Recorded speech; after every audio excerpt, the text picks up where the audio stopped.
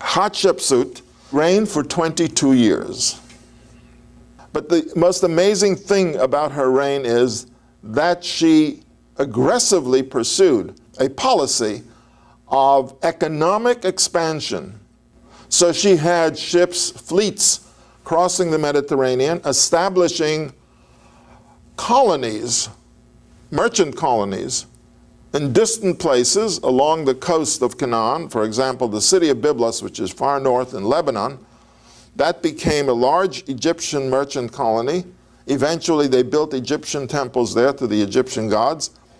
She had ships sailing into the Indian Ocean and trading with India and Persia and southern Arabia.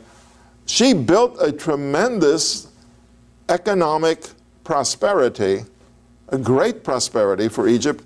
No war. She sent miners into the Sinai Desert. There were copper mining there, and a lot of industry was going on, work, business, trading, and so on. But, as happens to all, eventually she went to her eternal rest. Now, before that, she had her architect design and build her funerary temple, her burial place. It happens to be the most beautiful building in Egypt. It is glorious. It's a beautiful, well, you could say it's modern style. It wasn't the pyramid type. It wasn't a hole in the mountain.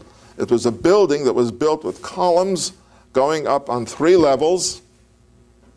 And within that building was the burial chamber and a little burial chamber on the side where the architect made one for himself.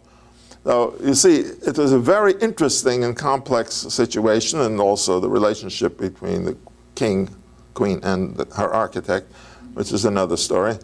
But the point is that he built this glorious building. It's really one of the beautiful. It's a place called Deir al-Bahri, which is across the Nile from Karnak, from Luxor, and it's right near the Valley of the Kings, but it's on the banks of the Nile. And there was, of course, an avenue going from the banks of the Nile up to the entrance of the temple. Her statue was also carved in bas-relief on the side walls as you entered. I'm pointing that out because there's something interesting about that too. Well, she died. She was buried. Ceremony's taken care of.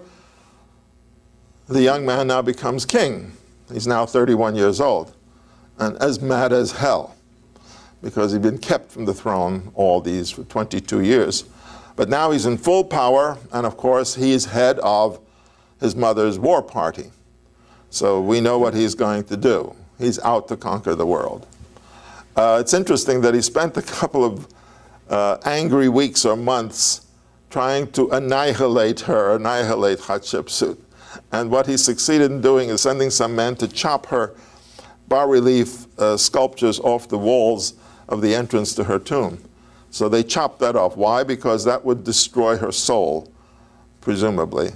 But after a while, he said, enough of that. Let's get to work.